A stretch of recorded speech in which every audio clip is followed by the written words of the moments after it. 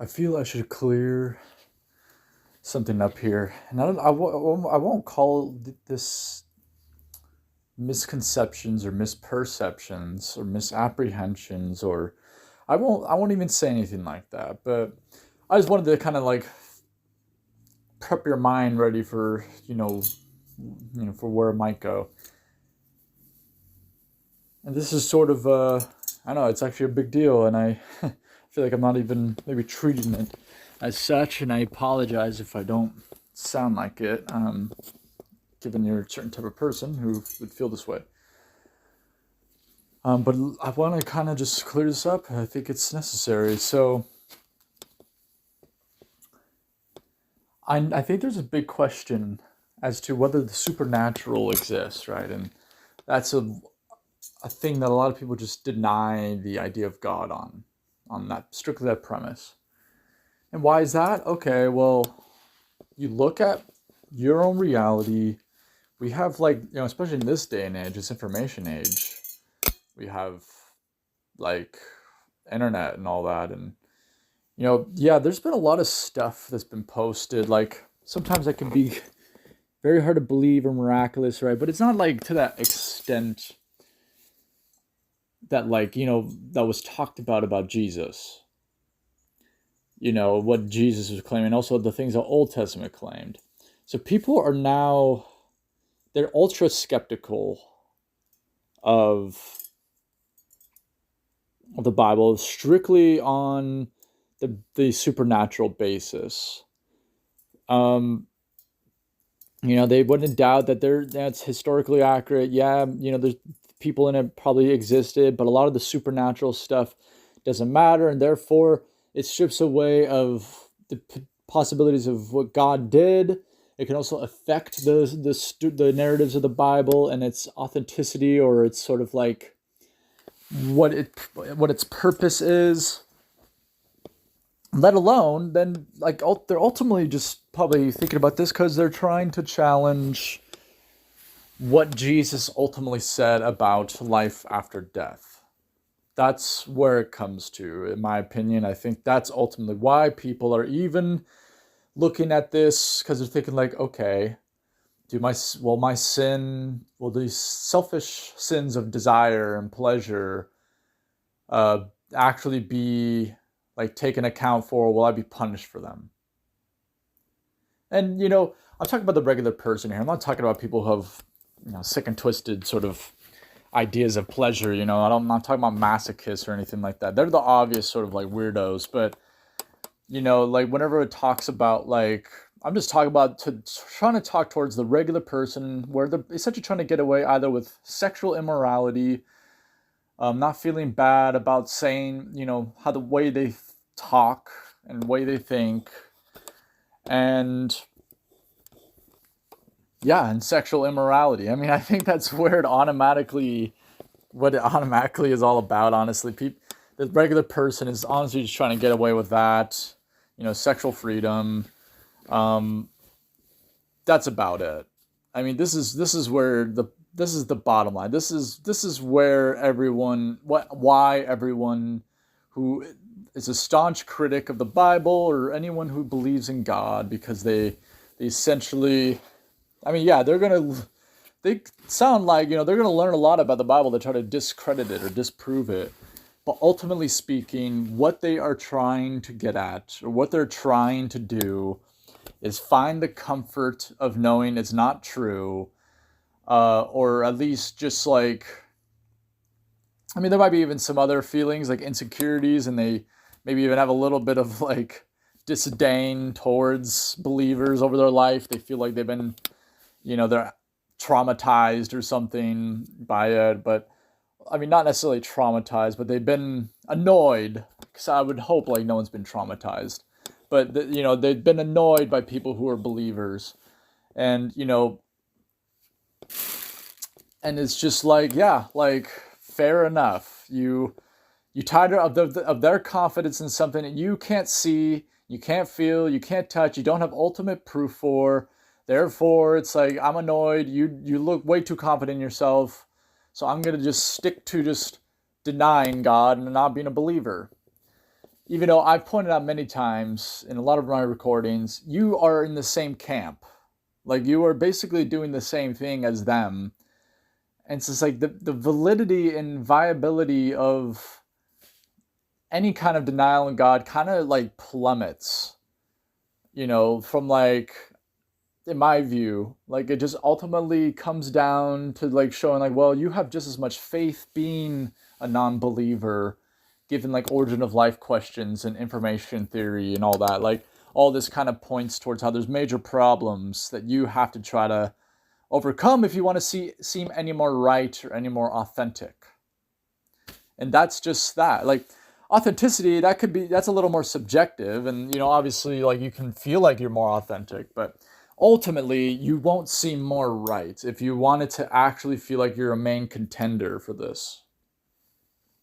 Now, I wanted to just get back again to saying, why are people doing this again? I'm going to repeat this because it's so important. Well, I'm going to be the guy who's just going to probably say it as it is. People want to get away with sexual immorality. They want sexual freedom. And also freedom of thought. And they think a lot of this stuff that's going on is all because of the fact that there is a plurality of views, and that it isn't just, like, the Abrahamic God is how they would say it, even though it's like, if it's one God, it's one God. We're on one planet. Like, there's a lot of different ways to point out how that logic doesn't necessarily compute. I mean, we're also one bloodline. Like, we all come from a single ancestor, no matter what sort of origin narrative you go off of, whether the scientific one or the biblical one. We all come from a single ancestor. Therefore, we're the same blood. Therefore, everything's one to begin with. So if that's the case, a lot of the things we're hearing, yeah, maybe this has to do with the narrative of God, what God had us write, what we wrote was actually of God, and that there is stuff to parse out, because of the flaw of human free will and curiosity, and just that sort of has been it's just been the continuation or continuum of that flaw, causing, that people still are just, falling for till this day because of the temptations and the opportunities presented to them for power and control. That's basically it. No matter how big or how small, whatever form it's in, it's still even alive today, like in this day and age, even if it's not as noticeable. But in this day and age, people have a little more freedom, a little more luxury, a little more privilege. And I think you should admit, like, in general,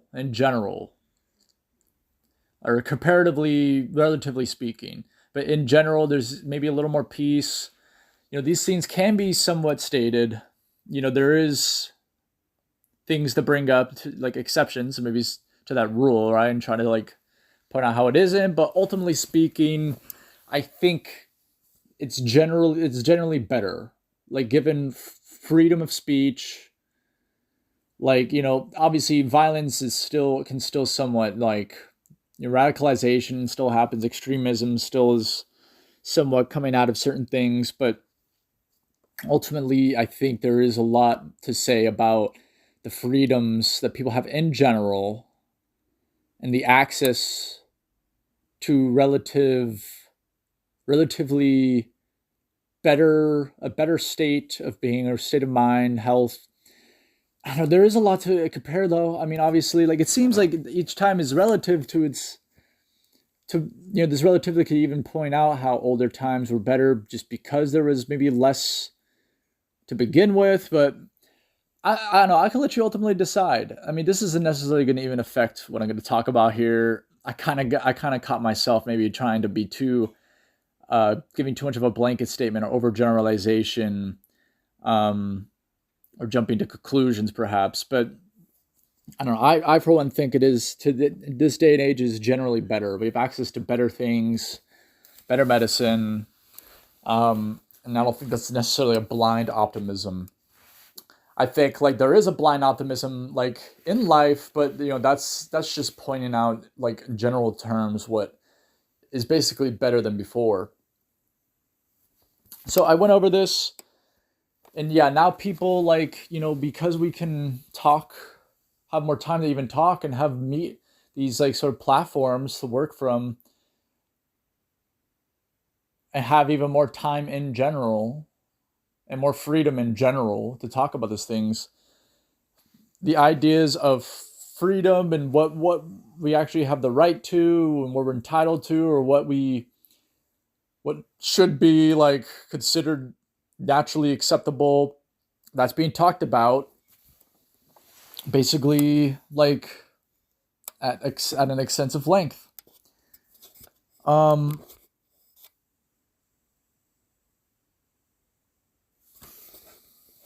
So I just wanted to say that this is I'm trying to point out how there is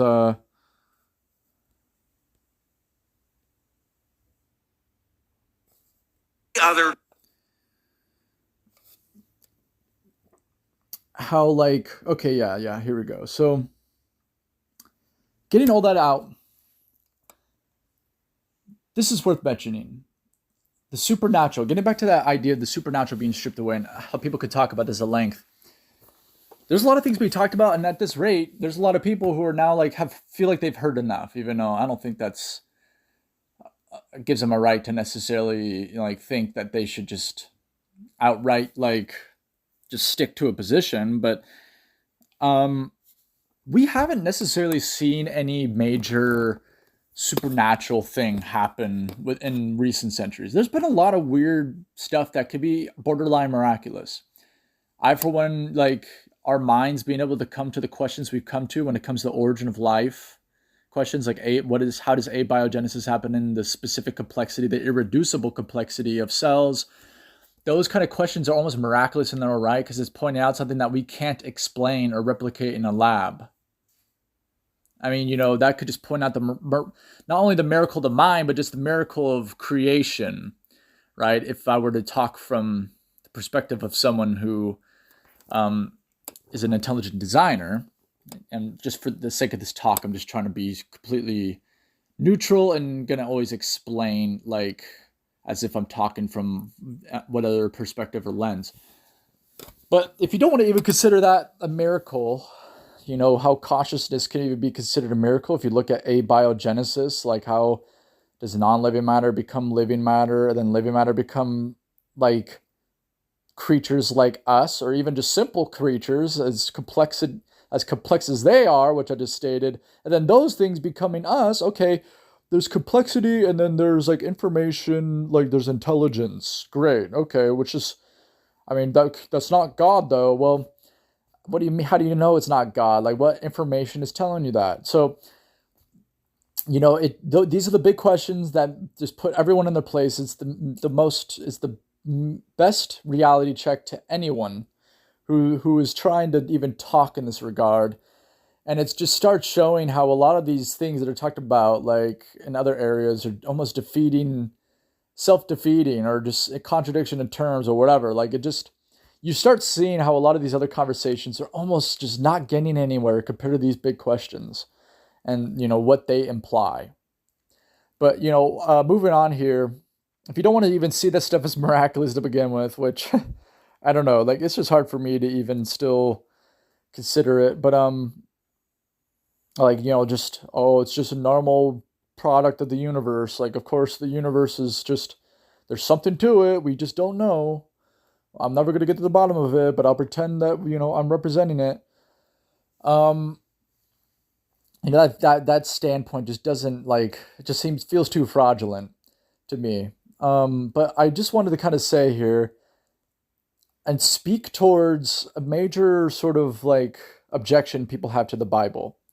And they wonder like, okay, all this, supernatural stuff happened, but it's like, we don't really see that in our own time. Like they're thinking this in their own heads or deep down, like, I don't see any of this supernatural stuff happening. Like, if that kind of stuff happened, like this is the kind of God that could just make everything obvious and do all that, yada yada. Even though that would defeat the purpose of faith, having faith in God, worshiping God, and also, here's the major thing that I think anyone who's everyone can agree. And what would happen if God like were to give us a miracle, a supernatural thing right now, what do you think would happen? Well, it would take away a lot of the mystery.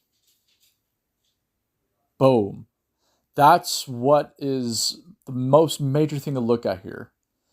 Because I've pointed out many times, and I'm going to stick to it, mystery is not only a good reason as to how faith can sustain to still remain something mandatory, but mystery, this is what you'll like, this is what anyone should like. Mystery actually is responsible for enjoyment and appreciation of life.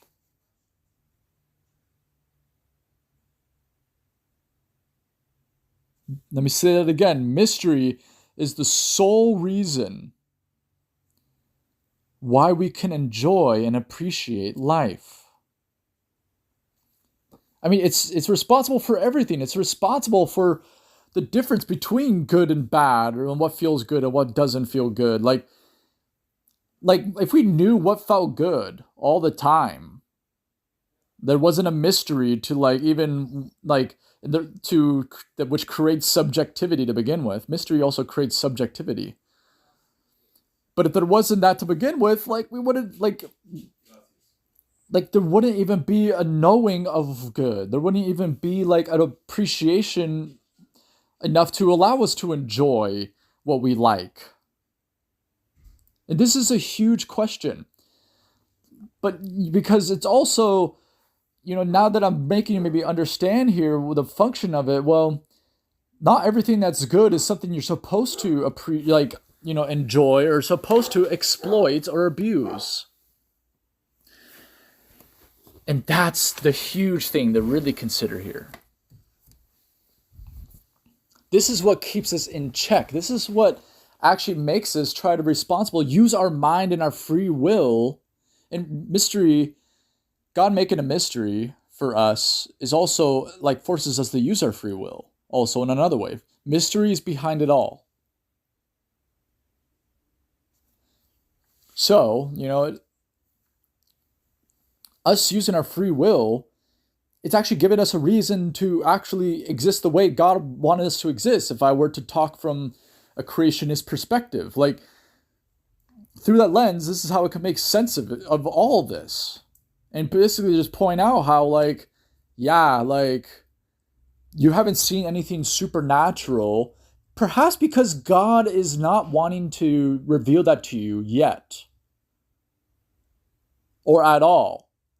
I mean, I've brought it up before how, given the power of God and what he actually could be capable of, if we actually were to really take that seriously, God revealing that could actually cause a chain of events that would literally mean the end of the world. I've heard before, okay, why doesn't God just remove evil? Well, removing evil would mean removing us because we are solely responsible for evil. Doesn't that not make sense? And then I could bring in the fact that, okay, well, what's the purpose again? Okay, it's because God wanted us to come into this life. We're serving a purpose. A lot of it maybe isn't understood, but he wants us to be part of the family. He wants us to enjoy this creation. And then in the next life, who knows if what we remember in this life comes into that next one. Regardless, we're serving a purpose, whether it's really a finite one or if it does transfer. We gain all these credits or whatnot, in this life. It's just the school of life, right? Both those views still just point to the fact that we're supposed to exist and that we can still enjoy this life. God still wanted us to enjoy this life regardless of what view you view. It doesn't say anything's meaningless. It's still showing that there's meaning and purpose to our life right now. And it's either to be stewards of this earth for this finite existence, and that the memory isn't necessarily, there isn't necessarily credits that transfer into the next life. But the other view is still saying, you got to still be steward of this life, and yet you also have the privilege and the luxury of enjoying this beautiful creation. It's very simple. There's plenty of good reasons why God has not had had has shown or expressed any major. God has to consider a lot here. Like if you even know quantum physics, and if you try to even incorporate like these laws of physics, right, or the quantum mechanics, whatever. If you've even researched a little bit of these things, there's a lot of fine tuning and stuff. And like to God, it's like fragile. Like we are fragile. Like if some of these things can drastically change, and but then people think it's just strictly a mind thing. But mind body is connected to this planet. Like we're more connected. And like you tend to just forget that whenever you're trying to point to how like this just to this sort of discussion, but it's just not right. Like you have to keep on remembering how connected we all are, and how one we really are, and how like remember we're part of like one bloodline. Like we all, like no matter what origin story you still believe at this rate, like we're still one source, one bloodline. So what else do I want to say? Like, so mystery is afoot. Even if I'm saying this, it sounded like I'm settling the debate here. It's still a mystery. So, I can't help but to find it somewhat comical, just thinking that this is literally the sort of answer that I feel like people should be knowing, but I feel like some people just haven't necessarily connected the dots, or they just aren't necessarily seeing the actual power of reasoning logic behind this and what it actually is implying. I just don't know if it's being overlooked or hasn't been seen yet, or if it's, just, yeah, like that's basically it.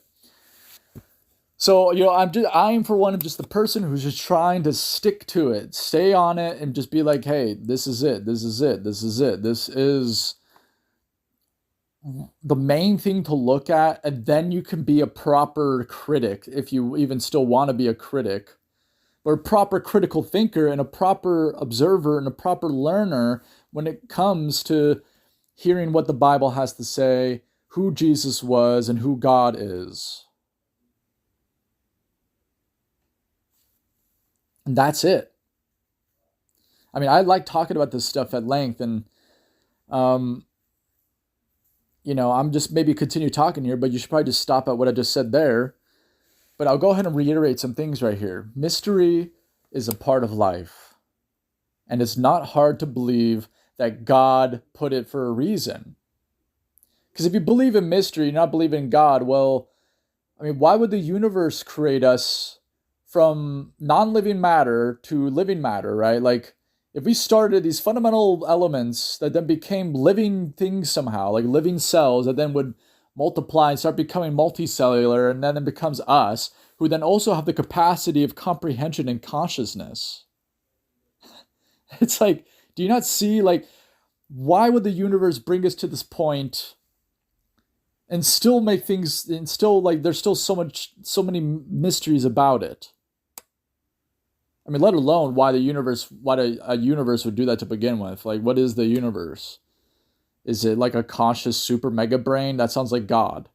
Like you have no choice but to now acknowledge that this consciousness that we are existing now points to like a super intelligence of some sort, and you can't get past that.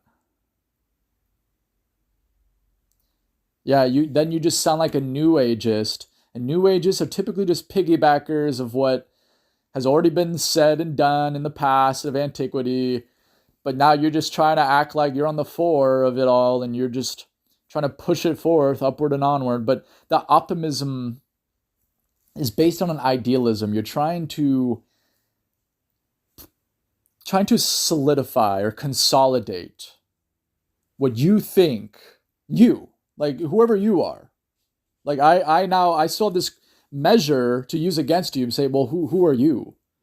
To even like start saying like, oh, well, we can take this and that and consolidate it, and this is the right view. So yeah, it's a super intelligence. We just don't know. Well, hold on a second. Who are you? Like that's all I need to say. It's like, who are you? It gets to the point where it's like you seem so intellectually dishonest and hypocritical due to the fact that now you're looking just like a Christian. It's like who are you? Seriously. Like if you want to seem so assured of yourself, who are you? You don't know. I already know that. So stop trying to explain yourself. And that's it. That's like all you, that's where it comes to. This is the plateau of how far the skepticism or criticism and, philosophical thinking can go. Whether you're a believer or non-believer, like, believers are held under this measure too. I'm just trying to say that, like, believers believe it in God, they do away with all these loops. Just so you know, I mean, there is a functional sort of pragmatic difference that I want to point out here. Is that whenever you believe in God, you are like technically sort of doing away with like the whole sort of like insecurity, rebellious, defiant sort of mentality you have either overtly or inwardly, like deep down. You also are doing away with a lot of the loops that the mind just constantly will be in, trying to conceive or comprehend or understand these big questions that you'll never answer. Like, that's the major starking difference between a believer and non-believer as it stands right now, and with everything else considered that I was just talking about. Like, this is what it comes to. And it's weird how the Bible is even still like speaking towards the things we're thinking about today, like in this day and age. For instance, like, the Word, God's Word, like the Word was made flesh. Jesus was like the flesh. Jesus also pre-existed. The Word was with God in the beginning before the foundations of the world. Like that says a lot, because we're using language which is made of words, and like that was written so long ago, but it was like a meta cognition or meta view of language itself, like saying like this universe wouldn't exist the way it exists as we perceive if it wasn't for language. We ascribe titles and names, nouns to things, and then we construct ideas with language. Mathematics is based on language. It's all symbols, yes, but the language, if it wasn't for language, we wouldn't be able to go as far as we can with symbols. So language is responsible for, is like, all these things are because we have a language. And that's what the Bible is basically saying. Like we're in a universe of words. Like, this is why God gave Adam in the Garden of Eden the responsibility to name things. But in this day and age, I think it's quite necessary to say, God made us stewards of the earth, but in that regard, in that sort of sense, we're supposed to be stewards of knowledge and stewards of language. Language creates worlds. Language creates gods. It creates towers that God doesn't like. It's a great responsibility.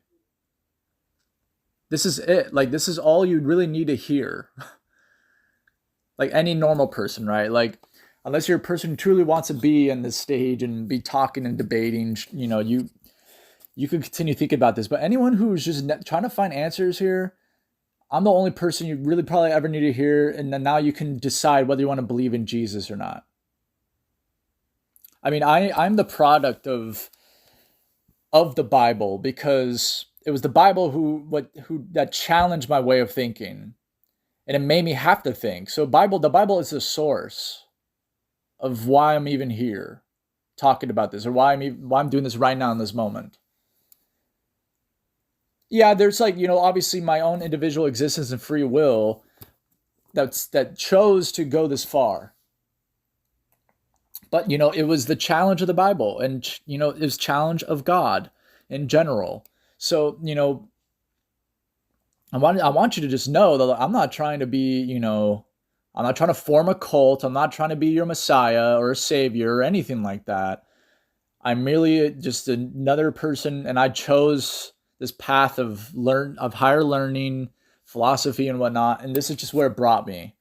And I just choose to kind of talk in a very try to be as simple as possible, and also as free as possible with intelligence and with thinking. And this is just what I can say now.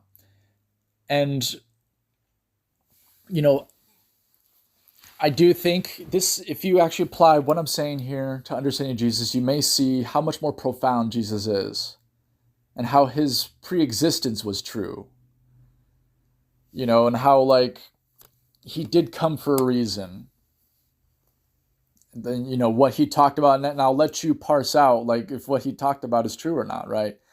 I mean, Jesus said enough. I mean, Jesus said, like, I'm surprised by the things Jesus said, because looking at like the history of the Bible, and people try to claim it's translations of translations, but in this day and age, we have so many more manuscripts that is actually corroborating and even pointing out like what the Bible really said. Like,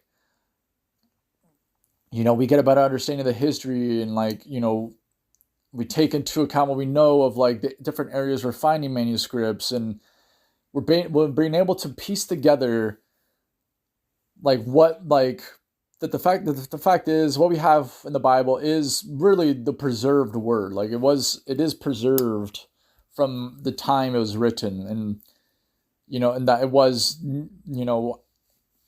going all the way back to the first century. Like, that this is now becoming harder to dispute the historicity, the validity of the historicity of Scripture and whatnot. So I personally am confident in saying that, like, well, there's something major going on here. Like, the fact that we even had to do this, there must be a purpose and reasoning, is what I have to say personally. I'm not going to say that it was, and I'm not going to even say that it's only strictly because of the human evils that maybe had books burned and these things scattered and whatnot. There even maybe is an even larger reason, like, given the fact, bringing up that idea of mystery again, like, who knows, like, that could be the reasoning too.